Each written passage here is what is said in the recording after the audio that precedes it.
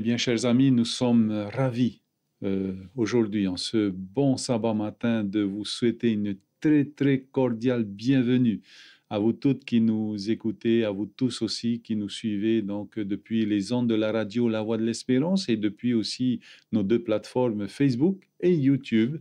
Eh bien, nous voulons donc vous souhaiter cette cordiale et chaleureuse bienvenue en ce bon sabbat matin. Donc, que vous puissiez être bénis et que la semaine, en tous les cas, nous espérons que la semaine a été profitable pour chacun d'entre vous, que vous avez pu progresser, bien sûr, avec la parole de Dieu. Eh bien, en ce sabbat matin, nous voulons aussi accueillir les pasteurs qui sont avec nous. Donc, nous allons commencer par pasteur Fanoui. Bonjour, pasteur Fanoui. Comment vas-tu ce matin? Bienvenue à toi et merci d'être là ce matin. Bonjour Georges, oui, très bien, merci. Et bonjour aussi à tous ceux qui nous écoutent. J'aimerais aussi vous souhaiter un bon sabbat et que Dieu puisse nous bénir abondamment à travers sa parole. Merci beaucoup, pasteur Fanoui. Pasteur Payette, donc merci d'être là et très cordial bienvenue aussi à toi et merci d'avoir répondu et à cet appel et nous allons donc partager le pain de vie ensemble. Merci beaucoup, pasteur. Bonjour Georges et bonjour tout le monde et bon sabbat à tous. Que Dieu nous bénisse et que nous puissions bien étudier cette parole et pouvoir mettre cela en pratique dans notre vie de tous les jours. Merci beaucoup. Merci aussi à Mauna qui est là, donc derrière les manettes. Donc, bienvenue à toi aussi ce matin et nous voulons remercier le Seigneur pour les grâces qu'il a réservées pour chacun d'entre nous. Alors, nous vous rappelons que nous ne sommes pas en direct, nous sommes en enregistrement. Nous avons enregistré donc cette semaine cette émission d'aujourd'hui. Mais voilà, nous vous souhaitons magnifique sabbat, une belle adoration avec notre Seigneur Jésus aujourd'hui. Alors juste peut-être un rappel, les gestes barrières, continuons à les appliquer, la distanciation, continuons aussi à maintenir cette distanciation afin de pouvoir arrêter le plus vite cette propagation du virus et que nous puissions nous en sortir assez rapidement. Eh bien, chers amis, nous allons ouvrir la parole de Dieu comme à l'accoutumée, donc avec la prière de notre pasteur Fanoui. Merci beaucoup. Seigneur notre Dieu, merci Père pour ce temps que tu nous permets de nous retrouver pour étudier ta parole, spécialement dans ce jour de sabbat que tu as réservé. Et Père, nous, comme d'habitude, nous sommes là, Seigneur, et nous avons besoin de toi. Nous avons besoin de ton Esprit Saint. Oui, que tu puisses nous baptiser, chacun de nous, de ton Saint-Esprit, et que tu puisses, Seigneur, ouvrir notre cœur, notre intelligence, à comprendre, Seigneur, ta parole, et à comprendre le message que tu veux nous délivrer. Et nous, oui, Seigneur, à le saisir et à le mettre en pratique. Père, nous te demandons aussi de bénir chacun de nous, chacune des églises, chacune des personnes, Seigneur, qui écoutent la radio, qui écoutent, Seigneur, ces messages à travers Internet. Et que, oui, Seigneur, tu puisses te manifester pleinement dans notre vie et que nous puissions davantage apprendre à te connaître. Merci, Seigneur, et que ta volonté soit faite au nom de Jésus. Amen. Amen. Bien, voilà, chers amis, nous sommes arrivés à cette dernière leçon de notre trimestre qui s'intitulait, en tous les cas le trimestre, se lancer par la foi ça c'est le titre de cette semaine. Se faire des amis pour Jésus et avoir donc cette joie de participer à la mission. Eh bien, pendant toute cette semaine, les pasteurs donc ont résumé morceau par morceau donc le trimestre et nous n'allons pas faire de résumé donc de notre leçon de ce trimestre, mais nous allons donc directement aller sur notre leçon d'aujourd'hui. Alors le verset de base, le texte de base qui nous est proposé se trouve dans Philippiens chapitre 2, versets 5 à 7, qui nous dit « Ayez en vous les sentiments qui étaient en Jésus-Christ, lequel, existant en forme de Dieu, n'a point regardé comme une proie à arracher d'être égal à Dieu, mais s'est dépouillé lui-même en prenant une forme de serviteur, en devenant semblable aux hommes. Eh bien, les pasteurs, donc, en commençant par pasteur Fanoui, hein, donc, à quoi ressemblaient donc les pensées de Christ? Qu'est-ce qui gouvernait donc ces schémas de pensée? Quelle était l'essence de sa pensée, hein? Merci beaucoup, pasteur Fanoui. Merci Georges. Alors pour répondre à ta question, donc oui, quelles étaient les pensées du Christ, hein? Donc le verset que tu viens de lire nous répond à cette question.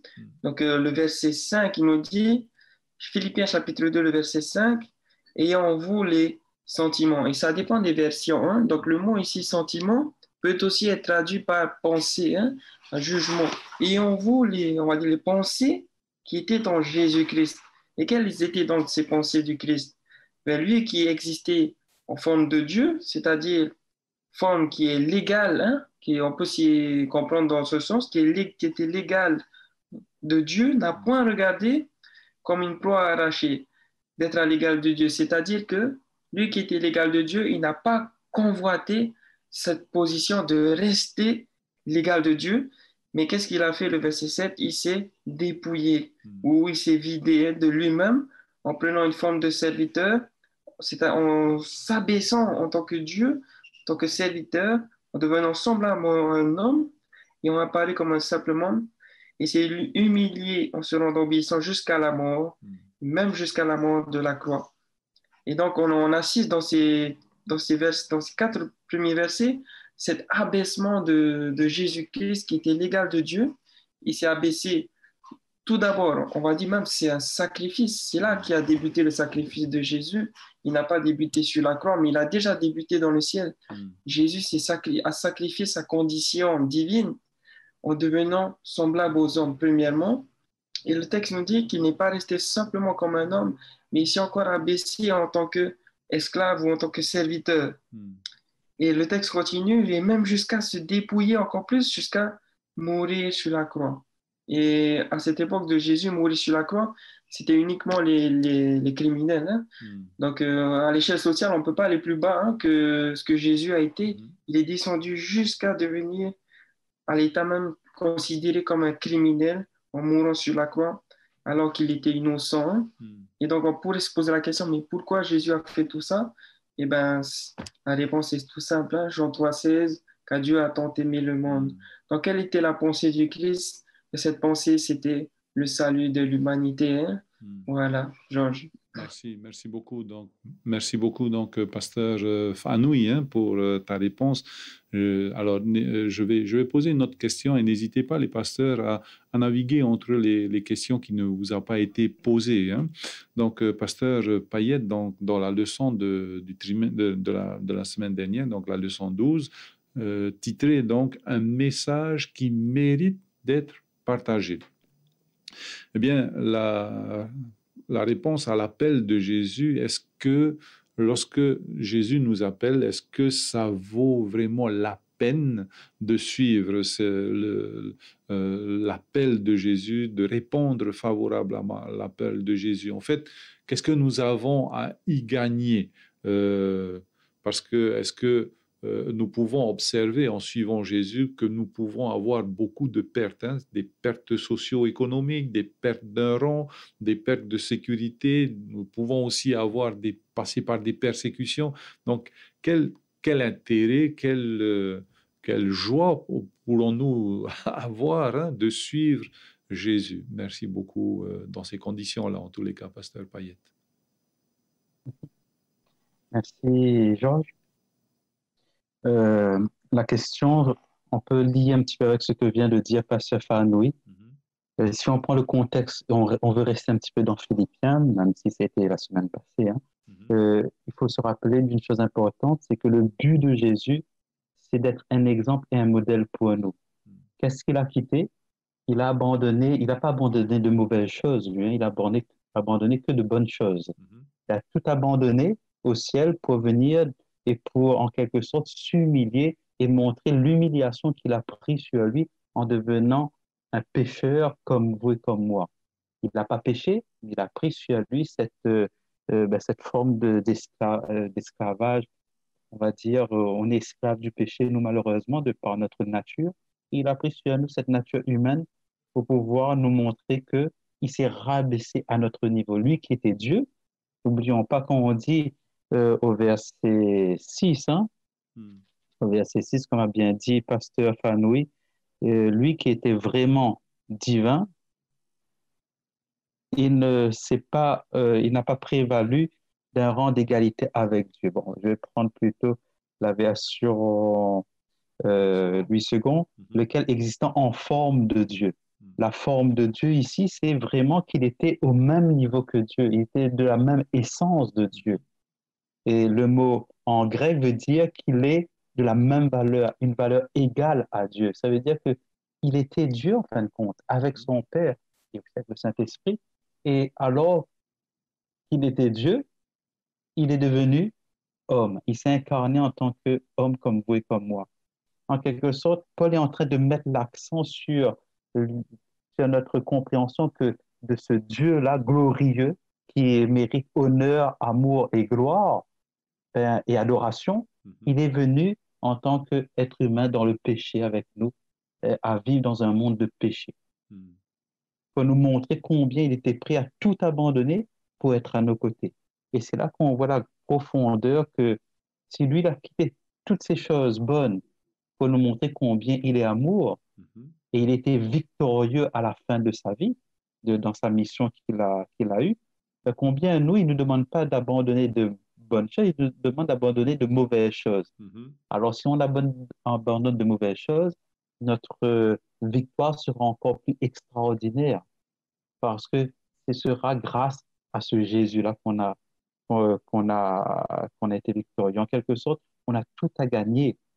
Des fois, c'est vrai qu'on perd des amis lorsqu'on devient chrétien, on perd notre travail. Des fois, quand on veut rester fidèle à la parole de Dieu, on perd beaucoup de choses, mais ce n'est rien par rapport à ce que Dieu prépare pour nous et ce qu'il a prévu pour nous déjà dans cette vie.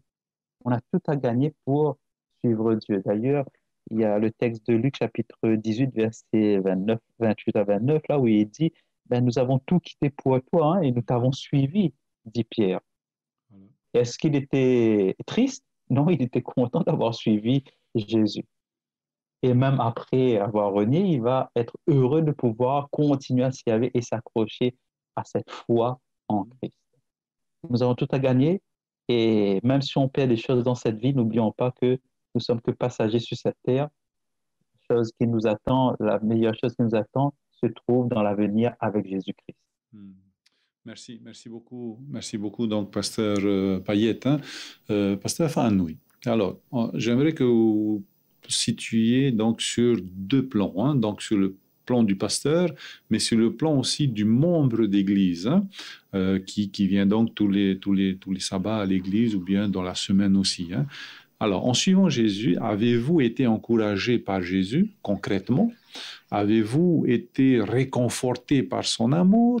Et l'Esprit Saint vous a-t-il aidé dans votre cheminement spirituel? Et le fait de faire partie donc de la communauté chrétienne vous a-t-il apporté de l'affection et de la sympathie? Est-ce que, en suivant Jésus, eh bien, j'ai pu ressentir donc cet amour de Jésus, ce soutien de Jésus, ce soutien des membres d'Église et peut-être aussi des responsables d'Église, hein?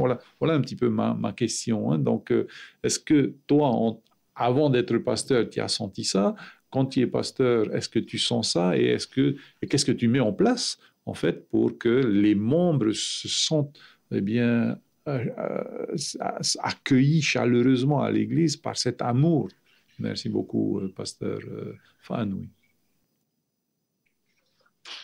Oui, merci Georges. Alors, pour répondre à ces questions, hein, donc, comme tu l'as très bien dit, donc, premièrement, à titre personnel, est-ce que j'ai ressenti vraiment est-ce que j'ai été encouragé par Jésus, hein? Est-ce que j'ai ressenti ce confort, cet amour, hein? Donc, en faisant ce choix de le suivre, hein? C'est bien ça, Georges? Hein? Donc, oui, oui, bien sûr. Hein? Donc, je me souviens avant que je ne parte en France pour faire mes études de théologie, donc, lorsque j'ai fait ce choix, hein, de répondre à l'appel de Jésus, donc de le suivre. Donc, j'ai vu combien Dieu s'est manifesté pleinement dans ma vie. Hein. Et pareil, juste pour donner un exemple, donc, avant que je parte en France, donc je continuais donc, à fréquenter mon église lorsque j'étais petit, donc à l'église de Papenon. Et un sabbat matin, donc lorsque je suis allé, il y a eu deux événements qui m'ont marqué, hein, qui m'ont permis vraiment de m'encourager à continuer dans cette voie. La première chose qui m'a marqué, c'était pendant une semaine de réveil. Il y avait Tony Paparé qui était en train de faire donc, cette semaine de réveil. Et le dernier soir, il a fait un appel en disant, est-ce qu'il y a des personnes qui aimeraient servir Dieu donc, en tant que pasteur? Et j'aimerais donc les appeler. Et donc, je ne sais pas comment il a su, mais voilà, ce soir-là, donc je suis allé devant et voilà, j'ai été le seul. Hein. Et donc là, j'ai vraiment senti comment Dieu, en même temps, il travaillait dans mon cœur et en même temps, il travaillait aussi avec l'Église, donc pour en même temps m'encourager dans ce sens. C'était le premier événement que j'ai senti dans ma vie et qui m'a vraiment réconforté. Et ensuite, il y a eu un deuxième événement, un sabbat matin, parce que je suis allé à l'église donc, de Papenon. Il y avait ce qu'on appelle la Bible en famille. Et donc, chaque sabbat, donc, la Bible était donnée à une famille pour lire pendant la semaine. Et donc, ce sabbat, je suis allé. Et donc, en ce moment-là, mes parents, ils étaient dans une autre église. Donc, je suis allé à l'église. Et lorsqu'ils m'ont appelé, et bien, bizarrement, ce sabbat-là, il y avait vraiment beaucoup. Le deuxième événement qui m'a réconforté donc, dans ce choix de suivre Jésus, c'était un sabbat matin. Et donc, toujours à l'église de Papenon, il y avait ce qu'on appelle la Bible en famille. Et donc, chaque semaine, une famille était choisie pour lire donc, pendant une semaine. Donc, c'est la continuité des chapitres. Hein. Et donc, ce sabbat matin, donc, lorsque je suis allé à l'église, j'étais tout seul. Et comment on dit ça? Je ne sais pas comment ça s'est fait, mais en fait, ce sabbat matin, il y avait beaucoup de pasteurs qui étaient présents. Et habituellement, ce sont seulement le pasteur et puis quelques anciens qui viennent pour prier pour la famille. Et bizarrement, ce sabbat, lorsque je suis allé devant, il y avait plusieurs pasteurs, même je dirais presque une dizaine de pasteurs présents, alors qu'il n'y avait pas vraiment d'événement spécial. Et lorsque je suis allé devant, ils sont tous venus autour de moi, prier pour moi, pour ma famille. Et lorsqu'ils ont fait cette prière, j'ai vraiment ressenti, on va dire, ce réconfort de Jésus. Comme s'il me disait, voilà mon fils, hein, t'inquiète pas, je suis avec toi. Et voilà, je remercie vraiment Dieu pour ces signes qu'il a placés sur mon chemin pour m'encourager à continuer de le suivre.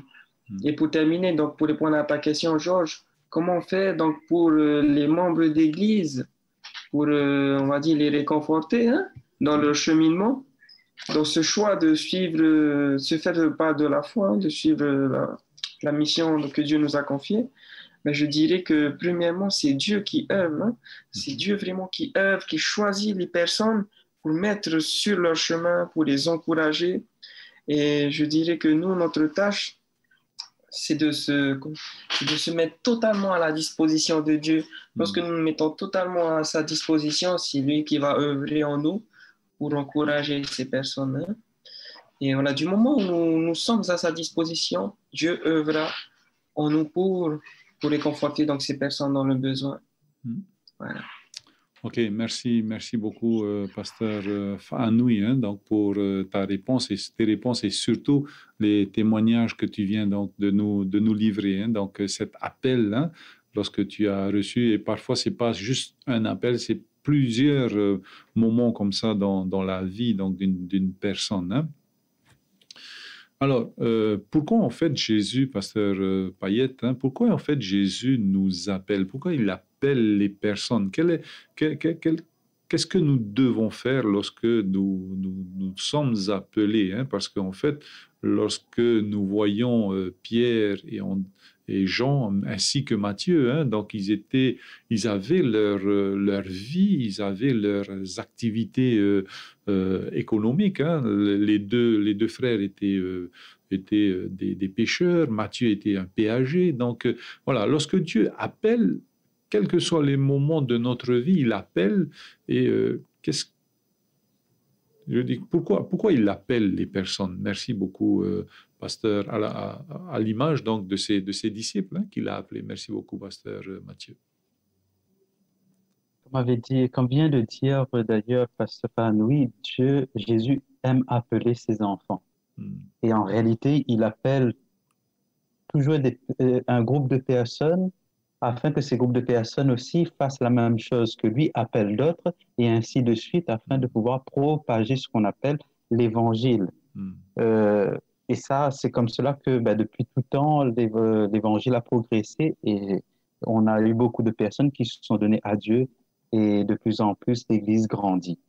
Et cet appel, bien sûr, Jésus choisit des personnes au début bien précis pour certaines œuvres très importantes dans tel domaine, dans d'autres domaines aussi. Chacun son domaine où la personne excelle. Et ensuite, le but, c'est de se rappeler qu'on ne doit pas vivre tout seul.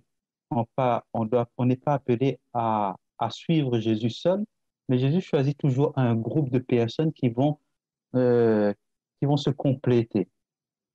Chaque personne va pouvoir apporter sa pierre et en mettant ensemble, ça va pouvoir faire progresser l'œuvre et accomplir la volonté de Dieu d'une manière précise. Lorsqu'il a appelé, il a eu 12 disciples autour de lui, sachant qu'il avait aussi 70 autres, hein, donc le chapitre 10, qui l'entouraient, mais il y avait 12 qu'il a confié vraiment des responsabilités bien précises. Et c'est là que nous voyons que chacun peut être appelé, pas tout le monde est appelé à être pasteur, pas tout le monde est appelé à être docteur ou enseignant. C'est écrit hein, dans la parole de Dieu lorsque Jésus va dire, Paul va dire, pardon, dans 1 Corinthiens chapitre 12 et le verset 30, 28, 29, Dieu a placé dans l'Église, premièrement, des apôtres, deuxièmement, des prophètes, troisièmement, des maîtres. Aussi, ensuite, il y a des miracles, ensuite, des dons de guérison, des aptitudes. Et verset 29, il pose la question, il fait comprendre à tout le monde, tous sont-ils apôtres? En quelque sorte, non. Hein. Tous sont-ils prophètes? Non. Tous sont-ils maîtres? Non. Ou enseignants? Tous font-ils des miracles? Non. Mais tout le monde ensemble fera quelque chose d'extraordinaire si tout le monde est motivé par quelque chose qu'il va dire et qu'il va développer. Si on est passionnés les uns les autres à mettre en évidence l'amour, agapé, l'amour qui oublie soi-même et qui met tous ses dons en exergue pour les autres autour de nous. Et c'est là que Dieu, quand il a appelé les premiers disciples, hein, Simon, Pierre et André, dans Matthieu chapitre 4, verset 20, il est dit, aussitôt, ils laissèrent les filets et le suivirent. On regarde dans Matthieu chapitre 9, verset 9, il va appeler le péager Matthieu et il va dire, suis-moi. Cet homme se leva et le suivit. Et on voit que ces personnes-là ont tout laissé tout de suite là pour suivre Jésus, tout abandonné alors qu'ils avaient un bon business. Autant Pierre et André qui avaient un bon business par rapport à la pêche et aux ventes des poissons, et aussi Matthieu qui se mettait beaucoup dans la poche, très certainement, comme tous les péagers malheureusement, mais on voit qu'ils le suivent directement. Ça veut dire par là qu'ils ont déjà entendu parler de ce Jésus-là, premièrement, et le fait de vouloir aller aussi rapidement et de répondre tout de suite sans réfléchir, ça veut dire qu'au fond d'eux-mêmes, ils attendaient une rencontre aussi extraordinaire avec ce Jésus. Et quand l'opportunité s'est faite, ils ont profité de suivre ce Jésus et de changer de vie. Nous aussi, nous devrions ne pas hésiter lorsque nous voyons qu'il y a quelque chose, on sent que c'est quelque chose d'extraordinaire qui se passe dans ma vie, comme a raconté le pasteur Fanoui dans son expérience. Et beaucoup de personnes, quand ils rencontrent Jésus-Christ pour la première fois, il ne faut pas hésiter, il faut dire, Seigneur, je veux te suivre et de tenir ferme jusqu'au bout. Voilà. Merci beaucoup, pasteur Mathieu, hein. Alors, pensons un petit peu à ces personnes qui ont dû tout abandonner, hein, comme les disciples, les trois disciples que nous venons de citer. Ils ont tout abandonné pour suivre Jésus. Eh bien, les difficultés ne font que commencer, hein, à l'image donc de Paul, cet ancien persécuteur, hein, donc on connaît un petit peu sa vie avant, hein, donc, et à la rencontre donc, sur le chemin de Damas, comment ce disciple-là, cet apôtre, mais disciple d'abord, a pu transformer la vie chrétienne tellement que, bon, à part Jésus, hein, donc voilà, c'est peut-être le deuxième qui a fait changer, transformer la vie chrétienne. Donc, mais les tribulations, lorsqu'on choisit Dieu, donc de suivre Jésus, les tribulations ne nous sont pas épargnées. Dans 2 Corinthiens chapitre 11, versets 25 à 30, je vais lire, hein, voir un peu l'ampleur de la vie de Paul, hein, de ses tribulations en tous les cas. Alors, 2 Corinthiens 11, versets 25 à 30, 3 fois j'ai été battu de verge, 1 fois j'ai été lapidé, 3 fois j'ai fait naufrage, j'ai passé 1 jour et 1 nuit dans l'abîme. Fréquemment en voyage, j'ai été en péril sur les fleuves, en péril de la part des brigands, en péril de la part de ceux de ma nation, en péril de la part des païens, en péril dans les villes, en péril dans les déserts, en péril sur la mer, en péril parmi les faux frères. J'ai été dans le travail et dans la peine, exposé à de nombreuses villes, à la faim, à la soif, à des jeûnes multiples, au froid, à la nudité, et sans parler d'autre chose, je suis assiégé chaque jour par le souci que me donnent toutes les églises, non seulement pour lui-même, mais en plus, il se soucie aussi des membres d'église. Alors, qui est faible, que je ne sois faible? Qui vient à tomber, que je ne brûle? S'il faut se glorifier, c'est de ma faiblesse que je me glorifierai. Comment voilà, lorsqu'on choisit de suivre Jésus, voilà ce qui peut nous arriver. Où est la joie dans le service, hein? C'est notre thème de ce trimestre, pasteur Fanoui. Merci beaucoup. Et merci Georges. Donc, ouais, t'es bonne question, hein? Oui, la joie, lorsqu'on lit ce passage, on voit toutes les difficultés, toutes les épreuves que l'apôtre Paul donc, a subies dans son ministère. On peut se dire, wow, et comment a-t-il pu continuer à persévérer dans cette œuvre? Et j'aime beaucoup ce passage. Hein? Lorsqu'on continue au chapitre 12, on arrive au verset 9. Hein? Donc, il va juste reprendre tout ça. On va dire, il va un peu conclure. Hein? Voilà. Pourquoi il va dire tout cela? Parce qu'il va dire, je me glorifie de mes faiblesses. Donc, au chapitre 12, toujours dans 2 Corinthiens, au verset 9, il m'a dit, ma grâce te suffit, car ma puissance s'accomplit dans la faiblesse. Je me glorifierai donc plus volontiers de mes faiblesses, afin que la puissance de Christ repose sur moi. Et je crois vraiment que l'apôtre Paul, lorsqu'il vivait donc toutes ces tribulations, lorsqu'il vivait toutes ces épreuves, lorsqu'il était en péril, eh ben, je crois vraiment que l'apôtre Paul, plus il était dans l'épreuve, et plus il était accroché à Dieu. Et plus il était accroché à Dieu, et plus il ressentait, donc, premièrement, sa faiblesse, et deuxièmement, plus il voyait la puissance de Dieu agir dans sa vie. Je crois que c'est ce qui l'a vraiment permis de tenir ferme et d'aller de l'avant. Hein. C'était vraiment de ressentir combien Dieu est puissant.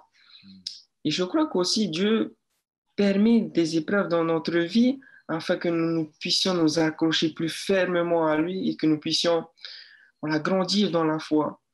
Et je pense que ce qui a vraiment permis à l'apôtre Paul de continuer parce qu'il a vu combien Dieu il est puissant. Et à travers les épreuves que nous traversons dans notre vie, les problèmes que nous avons, que ce soit financiers ou familial ou que ce soit dans notre travail, plus on est dans l'épreuve et plus ça nous pousse à nous accrocher à Dieu. Et lorsque nous nous accrochons à Dieu, nous voyons combien Dieu est puissant. Et c'est lorsque Dieu se révèle dans notre vie, c'est là qu'on grandit dans notre foi, on a plus de confiance en lui et vraiment Dieu nous révèle son amour. Hein. C'est la première chose. Et la deuxième chose que l'apôtre Paul aussi lui-même le dit, dans Romains 8, verset 18, il dira, « J'estime que les souffrances du temps présent ne saurait être comparé à la gloire à venir que sera révélée pour nous. » Donc, en même temps qu'il voyait Dieu agir puissamment dans ces épreuves, il voyait aussi au loin devant lui cette espérance, hein, que la gloire à venir est incomparable à toutes les souffrances du temps présent. Et je pense que c'est ce qui l'a aussi permis à tenir le cap, hein, à travers toutes ces tribulations. Merci. Merci beaucoup, pasteur Fanou et pasteur Payet. Je pense que là, il y a quelque chose à prendre pour chacun d'entre nous. Qu'est-ce qui a permis à Paul, au-delà de ce que pasteur Fanou vient de nous dire, hein, qu'est-ce qui peut nous servir dans l'expérience de Paul pour pouvoir tenir ferme au travers des vicissitudes de la vie, au travers des tribulations, au travers des joies? Qu'est-ce qui nous permettra de tenir ferme comme Paul, comme tous les héros de la foi? Merci beaucoup, pasteur Mathieu.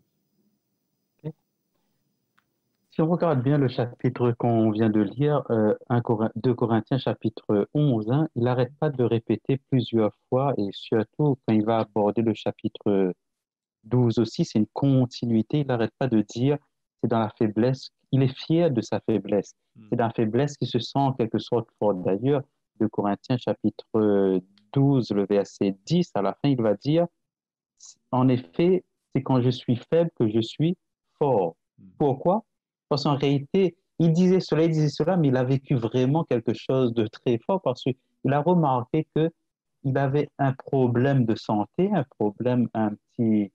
petit souci au niveau de sa personne qui l'empêchait à être à 100% actif dans l'œuvre de Dieu. Et il savait que ça venait de l'ennemi.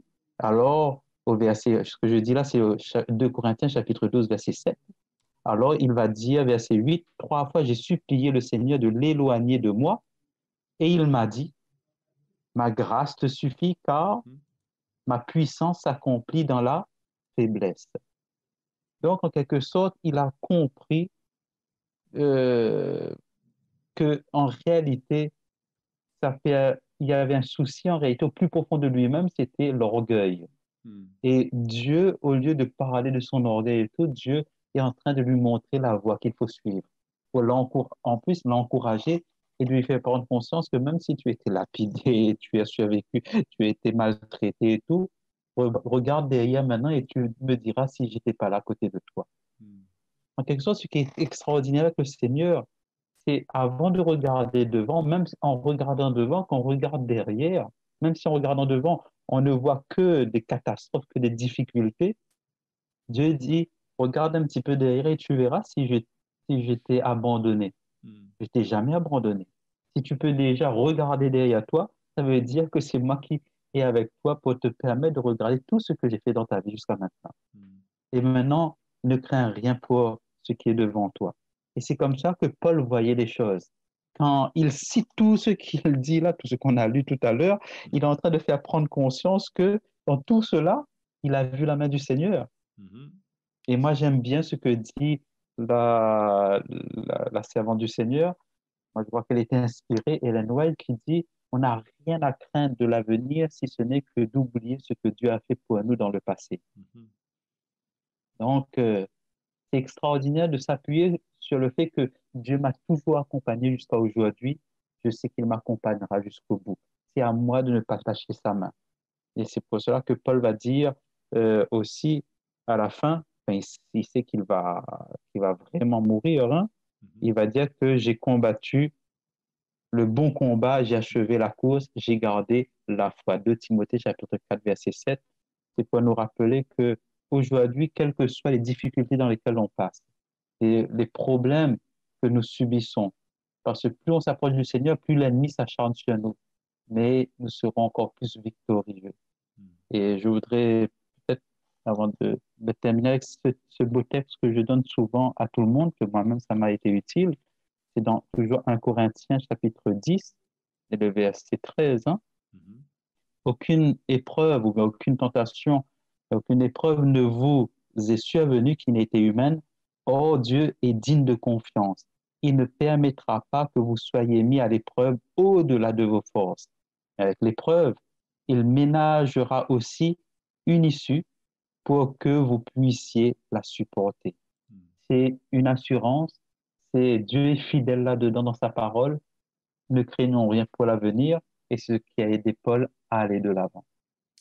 Merci beaucoup, pasteur Mathieu. Hein. Donc, merci beaucoup, pasteur Mathieu. Donc, maintenant, pasteur Fanoui, hein, à la fin de sa vie, donc, Paul exhorte Timothée à faire donc ce travail, à s'engager dans ce travail évangélique. Et Paul, comme pasteur de Payette donc, vient de nous dire, pouvait dire lui-même à la fin de sa vie, hein, j'ai combattu le bon combat, j'ai achevé la course, j'ai gardé la foi. Eh bien, Dieu nous appelle chacun d'entre nous à pour pouvoir changer d'abord lorsque Dieu nous appelle, donc changeons notre vie, nous sommes transformés de jour en jour et de gloire en gloire. Hein. Mais Dieu appelle aussi chacun d'entre nous à changer le monde.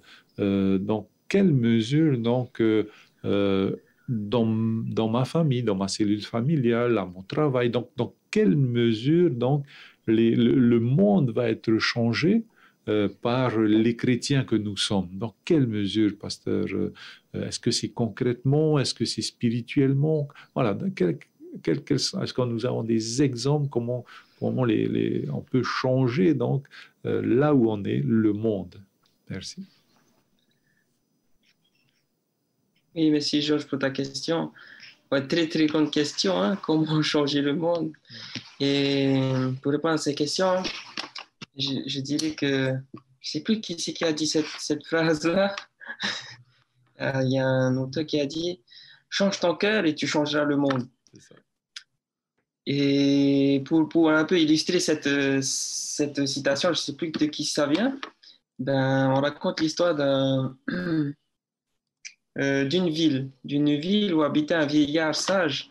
Et voilà, donc ce vieillard très sage, il restait à l'extérieur de cette ville et on va dire toute la journée, il était là et il enseignait toutes les personnes qui voulaient. Hein. Et donc de temps en temps, il y avait d'autres personnes des pays aux alentours qui venaient qui venaient dans cette ville. Et parfois, il y a des personnes.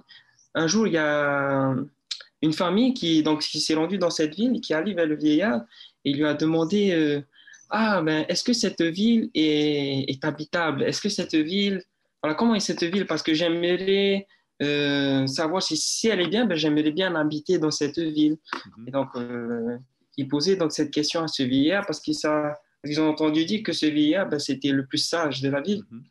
Et donc le vieillard qui répond donc à cette première famille qui lui disait ben, comment étaient les gens chez vous avant que vous quittiez votre pays?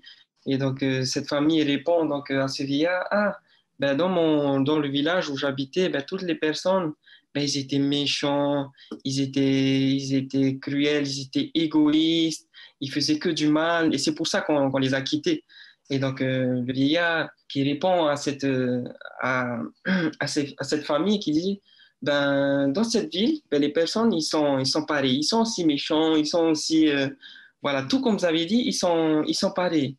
Et donc, cette famille qui entend cela de la bouche de vieillard, donc il répond, ben, ça ne sert à rien alors donc on aille habiter dans cette ville si ils sont pareils. Donc, cette famille donc, repart en arrière et repart en arrière. Et plus tard, donc un autre jour, il y a une autre famille donc, qui arrive donc pareil donc, au début de cette ville et qui rencontre aussi ce vieillard et qui demande la même question. Donc, sont les personnes et donc le vieillard va répondre à la même question, il va leur dire comment étaient les personnes chez vous lorsque vous habitez dans votre pays. Et donc, cette famille, donc, il répond au vieillard, ah ben, chez nous, les personnes, ben, ils étaient vraiment aimables, ils s'aimaient les uns les autres, ils avaient cet amour, et voilà, ils étaient des personnes joyeuses. Et la personne, le vieillard qui entend cela, il répond à cette famille, à cette deuxième famille, il va leur dire, ah ben, les personnes qui sont là, ben, sont pareilles que chez vous, joyeux, ils sont aimables, ils sont... Voilà, nous avons été coupés lorsque tu as dit les personnes sont pareilles dans cette ville.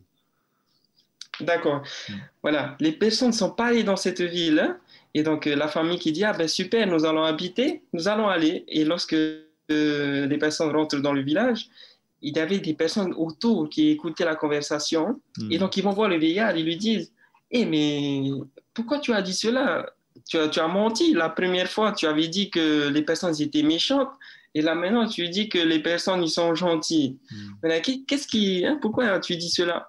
Et donc, le vieillard qui répond, il leur dit, ben, je n'ai pas menti. En fait, tout dépend de la manière dont les personnes eux-mêmes regardent les personnes, dans la manière dont ces personnes sont vis-à-vis des autres. Je ne sais pas si ça a été compris, mais tout cela ne dépend pas des autres, mais dépend de soi-même. Et cela, on va dire, illustre à peu près ce que je disais tout d'abord. Change tes pensées, change ton cœur, et cela va changer ce qui est autour de toi. Merci beaucoup, pasteur Fanoui. Pasteur Payette, dans 2 Corinthiens chapitre 5, verset 14, il nous est dit donc, car l'amour du Christ nous presse. Voilà, c'est le début du verset. Cet amour de Christ donc, nous presse à faire quoi? Nous pousse à faire quoi, pasteur Payette? Merci beaucoup. Oui, l'amour du Christ nous presse. En quelque sorte, c'est vrai que, comme on avait dit au début, ce qui doit nous motiver véritablement quand on devient chrétien, c'est l'amour pour notre prochain. Parce que quand on aime Dieu, on veut l'imiter, on veut avoir les mêmes pensées, comme avait fait l'introduction Pasteur Fanoui, avoir les mêmes dispositions du cœur, les mêmes pensées qui étaient en Jésus-Christ, ça veut dire de gagner des âmes, de travailler pour le salut des autres. En quelque sorte, ça nous pousse à l'action. C'est l'amour qui nous pousse à l'action. L'amour n'est pas là à regarder, mais l'amour pousse toujours à l'action. Et c'est pour ça que Paul va dire dans 2 Corinthiens chapitre 5, verset 14, car l'amour du Christ nous presse. Le christianisme, c'est pas l'abandon de mauvaises choses, comme il est écrit dans notre questionnaire. Hein. Ce n'est pas abandonner les mauvaises choses pour être sauvé. Au contraire, on nous invite à utiliser nos talents et à utiliser en quelque sorte tout ce que Dieu a mis en nous et voit de bon en nous pour pouvoir amener d'autres à découvrir la puissance de Dieu en nous, la puissance de Dieu qui transforme et ce Dieu qui veut changer aussi leur vie comme il a changé notre vie. Donc, être prêt pas seulement à donner notre temps et même nos talents, mais surtout à donner de notre vie. J'aime bien ce qu'on dit, nous, chez les adventistes, et je suis sûr partout ailleurs aussi. Quand on dit, dans le monde, on dit le temps, c'est de l'argent, mais n'oublions pas que pour le chrétien, le temps, c'est la vie aussi. C'est vraiment offrir des moments de qualité pour connecter les gens et les personnes autour de nous à Christ. Donc, quand Paul dit l'amour du Christ nous presse, c'est vrai que l'amour a quelques exigences en quelque sorte. On voit ça bien dans notre relation lorsqu'on est marié avec notre femme, bien la femme avec son mari. On ne dit pas seulement je t'aime, je t'aime, je t'aime, ça ne suffit pas. Hein? De dire seulement je t'aime, il faut montrer ça aussi. Si tous les jours on se lève, on se regarde les yeux dans les yeux, on dit je t'aime et après on part, sans de bisous, sans de câlins, sans rien, c'est étrange cet amour-là. Donc, il y a des exigences. L'amour a besoin d'être vu par l'action. Et Jésus, lui, il n'a pas dit seulement du haut de son ciel, je vous aime, planète Terre, même si vous avez péché, ne vous inquiétez pas, je vous regarde. Non, ça ne suffisait pas. Il a quitté son ciel, il est venu avec nous et il habitait parmi nous afin que nous puissions contempler sa gloire comme la gloire du Fils unique venu du Père. C'est Jean chapitre 1, le verset 14. Donc, l'amour exige que nous puissions bouger pour les autres et ne pas rester dans son confort personnel, mais aller vers les autres. C'est un engagement en réalité de pouvoir aller de l'avant pour réconforter l'autre et pour montrer que ben, véritablement on est là pour l'autre. Merci, merci beaucoup, pasteur Payette. Hein. Donc, nous avons un autre texte qui vient dans ton sens, pasteur Payette. Donc, Romains chapitre 13, verset 8.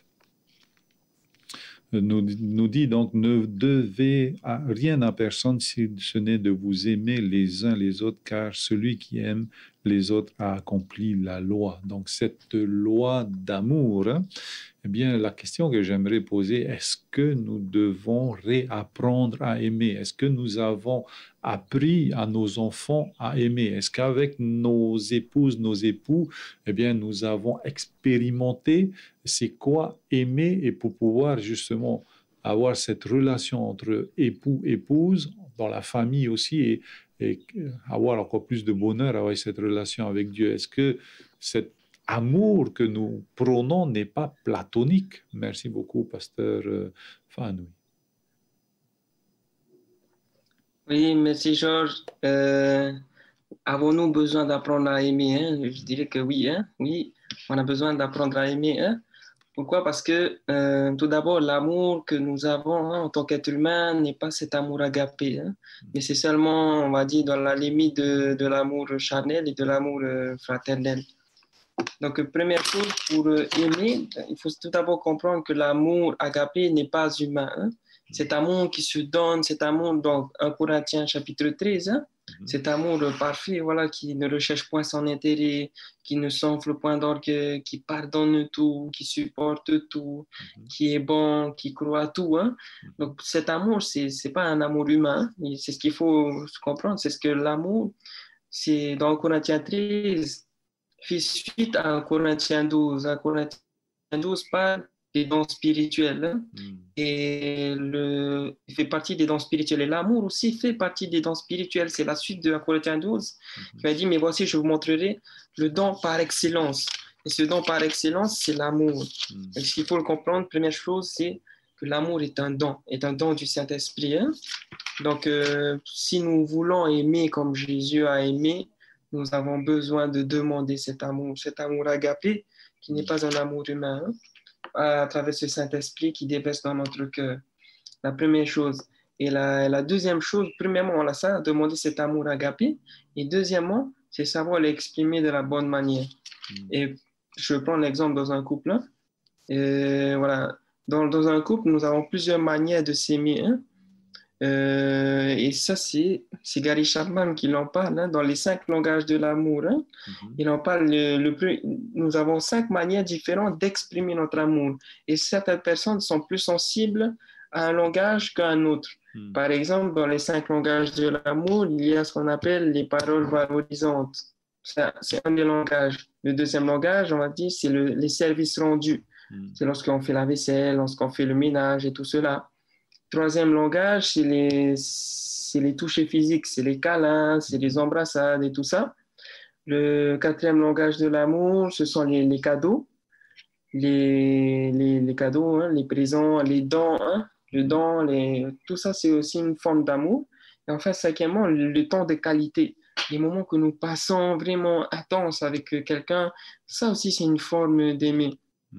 Et dans notre manière donc, d'aimer, notre femme ou d'aimer quelqu'un, nous avons toutes ces moyens, ces manières d'exprimer notre amour. Et Dieu nous donne voilà, plusieurs méthodes d'exprimer notre amour donc envers notre conjoint, notre conjointe, envers les membres de notre famille, mais aussi envers les personnes qui nous entourent. Et nous devons donc voilà, utiliser tous ces moyens que Dieu nous donne pour exprimer cet amour. Merci beaucoup. Donc, pasteur Fanoui, pasteur Mathieu, nous avons vu aussi dans notre leçon cette semaine ce Pierre, on voit Pierre et Jésus lorsque Jésus lui pose 3 fois la question, m'aimes-tu? Eh bien, Jésus avait annoncé à Pierre qu'il allait le renier. Donc, Pierre a renié Jésus. Et donc, on voit maintenant Jésus, après la crucifixion, donc accompagner cet homme pour que cet homme retrouve sa dignité et puisse être ce témoin que Jésus a besoin pour son ministère. Hein. Et donc, on connaît, enfin, ceux qui connaissent en tous les cas la vie de Pierre, eh bien, en tous les cas, le Seigneur l'a prévenu par quelle tribulation lui aussi il allait passer. Mais le plus important des messages qu'il a donné à Pierre, prends soin de mes brebis. Donc, voilà, comment cet accompagnement, en tous les cas, des personnes cassées, des personnes meurtries, des personnes voilà, cassées par la vie, est-ce que cet accompagnement est prévu dans nos communautés, prévu par la parole de Dieu? Merci beaucoup, pasteur Payette. Oui, Georges, Jésus donne un bon exemple ici, comme quoi il n'est pas là pour seulement reprendre les personnes et les faire et toujours les enfoncer encore plus. Au contraire, il est là pour les reprendre avec douceur et les amener à lui. Et si la personne ne veut pas venir à lui véritablement et se sent indigne de venir à lui, c'est lui qui vient vers la personne. C'est ce qui se passe ici avec Jean, dans Jean, pardon, chapitre 21, 15 et suivant. Quand il vient voir Pierre, il discute avec Pierre. Hein, après la résurrection, c'est la troisième fois que Jésus se présente à eux. Là, c'est suite à la flèche miraculeuse. Pierre saute dans l'eau, court vers Jésus. Et là, Jésus avait déjà préparé du poisson et ils ont mangé. Normalement, Jésus appelle Pierre pour dire, viens, j'ai besoin de te parler. C'est sûr que Pierre, dans son cœur, ça boule. Oh là là, qu'est-ce qu'il va me dire? Il se rappelle bien de ce qu'il avait fait. Il avait fait des choses graves avant. Hein. Il avait non seulement renié 3 fois Jésus, mais la troisième fois, il a maudit Jésus. Hein. Et donc, c'était pas une petite chose. Il a pleuré amèrement après. Et là, Jésus se tourne vers lui et demande, est-ce que tu m'aimes, Pierre? Est-ce que tu m'aimes véritablement de cet amour qui est prêt à se sacrifier, cet amour qui est prêt à donner sa vie pour l'autre? C'est ce qu'on appelle l'amour agapé que vient de parler Pasteur Fanoui. Et lui, il ne répond pas la même chose. Hein. En français, malheureusement, on ne voit pas la différence, mais en grec, il répond, oui, Seigneur, tu sais que je t'aime d'un amour fraternel, de cet amour amitié, hein, d'ami, amical, on va dire. Alors Jésus ne le reprend pas, Jésus accepte, dit, OK, il va dire, paie mes agneaux. Et ensuite, une seconde fois, il va dire, fils de Jonas, m'aimes-tu? Est-ce que tu m'aimes de cet amour agapé, de cet amour qui est prêt à se sacrifier pour moi? Pierre lui répondit, oui, Seigneur, tu sais bien que je t'aime de cet amour amical. Il emploie un autre mot il ne répond pas à l'appel vraiment de Jésus, de cet amour agapé, il répond par un autre amour. Alors, Jésus ne va pas le reprendre, va dire, OK, paie mes brebis. Et la troisième fois, Jésus va se mettre à son niveau et va dire, Pierre, donc tu m'aimes de cet amour amical alors. Alors, Pierre va être un peu triste là, parce qu'il a vu que Jésus va venir à son niveau, mais en réalité, Jésus va pas changer son attitude. Hein. Il va pas reprendre Pierre. Pierre va dire, tu sais que je t'aime de cet amour-là, c'est vrai.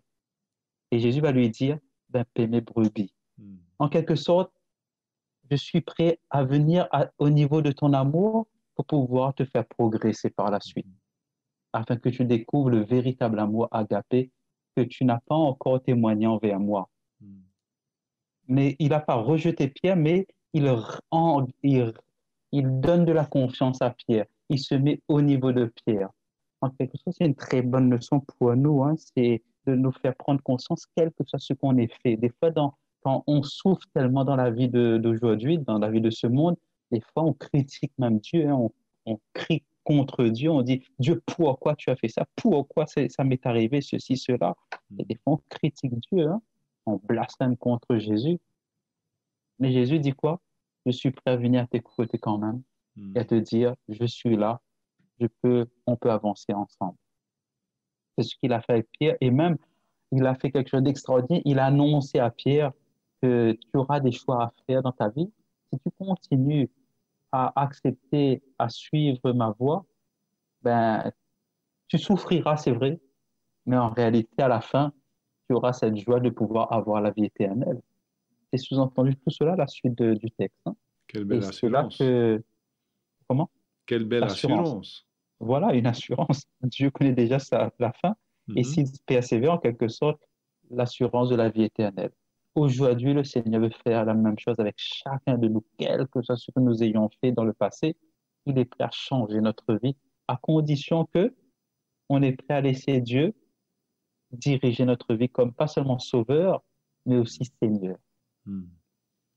Merci, merci beaucoup, pasteur Mathieu, hein, pour tes réponses et cet éclaircissement. Donc, pasteur Fanoui, s'il te plaît, nous sommes arrivés donc à la fin, hein, de notre étude d'aujourd'hui et du trimestre. Est-ce que j'aimerais te donner à toi et à pasteur Payette, donc le mot de la fin. Donc, qu'est-ce que vous avez retenu? Qu'est-ce qu'on n'a peut-être pas assez dit sur ce plateau pendant donc ces semaines, ces mois, tout en parcourant donc la parole de Dieu? Merci beaucoup, pasteur Fanoui. Merci, Georges. Pour terminer, j'aimerais juste lancer un appel à tous ceux qui nous écoutent.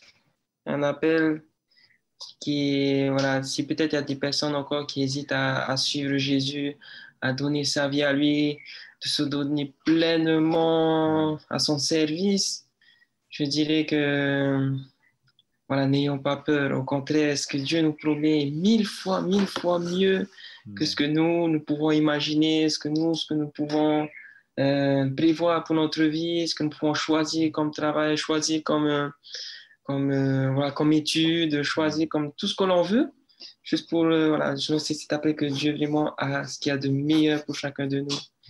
Et juste un verset d'encouragement, hein. Donc dans Luc 18, le verset 29, Jésus dit: je vous le dis en vérité, il n'est personne qui, ayant quitté à cause du royaume de Dieu sa maison, sa femme, ou ses frères, ou ses parents, ou ses enfants, ne reçoivent beaucoup plus dans ce siècle-ci, ou dans cette vie, et dans le siècle à venir, la vie éternelle. Voilà, c'est juste vraiment un encouragement à chacun de nous que suivre Dieu, c'est la meilleure chose que l'on puisse faire dans notre vie. Merci, merci beaucoup, pasteur Fanoui, pasteur Payette, pasteur Mathieu. Est-ce que tu peux aussi donner ton mot de la fin? Merci beaucoup. J'inviterai bien sûr chacun de nous de prendre conscience que nous avons une grande responsabilité. C'est de s'engager dans cet amour. Et c'est un engagement de pouvoir vivre avec les autres et partager cet amour de cette relation qu'on a avec notre Sauveur et notre Seigneur qui nous aime. Jésus va dire dans Jean chapitre 13, verset 17, si vous savez ces choses, vous êtes heureux. Et quand il dit heureux, ça veut dire on a l'assurance de la vie éternelle, hein, pourvu que vous les pratiquiez. Jésus, quand il est en train de dire ça, il venait de se rabaisser pour laver les pieds de ses disciples, même celui qui allait le trahir. Il ne voulait pas changer jusqu'au bout, même celui de Judas. En quelque sorte, il faut être prêt à venir vers les autres et essayer de tout faire pour les connecter avec Jésus-Christ. Ce Jésus qui est amour, qui tend toujours la main envers chacun de nous, envers chaque être humain. Après, bien sûr, on fait tout pour que cet être humain-là et chacun de nous puissions saisir sa main. Heureux pourvu que vous les pratiquiez. Merci, merci beaucoup les pasteurs, hein, pour cet accompagnement que nous avons eu pendant tout ce trimestre, aussi bien vous qui représentez donc tous les autres pasteurs aussi qui ont semaine après semaine contribué donc à ce partage de la parole de Dieu. Donc nous vous rappelons que tous les sabbats, donc nous avons notre rendez-vous à partir de 7h donc sur Polynésie la première et sur TNTV, donc c'est à partir de 7h30 tous les dimanches. Et là, ce sont toutes les confessions, hein. Et pour nous autres, donc sur le Centre Média Adventiste, nous avons donc, et sur LVDL, nous avons notre rendez-vous donc de 10h à 11h, donc tous les sabbats et toute la semaine durant. Et juste après, à 11h30, nous aurons donc cette prédication que vous allez accueillir donc dans vos foyers et nous voulons remercier à l'avance le Seigneur pour ces grâces. Eh bien, avant de nous quitter, n'oubliez pas les gestes barrières, n'oubliez pas les gestes de distanciation. Eh bien, nous allons nous quitter avec la prière de pasteur Mathieu et nous allons donc nous donner rendez-vous pour lundi, 10 heures du matin. Merci beaucoup. Au revoir. Notre Père Céleste, remercions pour ce moment où tu nous as permis de pouvoir découvrir dans ta parole que nous devons véritablement être en action pour l'avancement de ton œuvre et être vraiment cette personne qui partage l'amour autour d'elle afin de pouvoir attirer d'autres vers ton Fils Jésus-Christ. Que tu puisses nous animer de ton Saint-Esprit afin que nous puissions faire cela dignement devant toi et permets-nous d'être un instrument entre tes mains, un vase entre tes mains afin que nous puissions encourager les autres à faire ce pas de la foi vers toi. Bénis chacun de nous et comble-nous toujours de ton amour. Au nom de ton Fils Jésus que nous t'avons prié. Amen. Amen.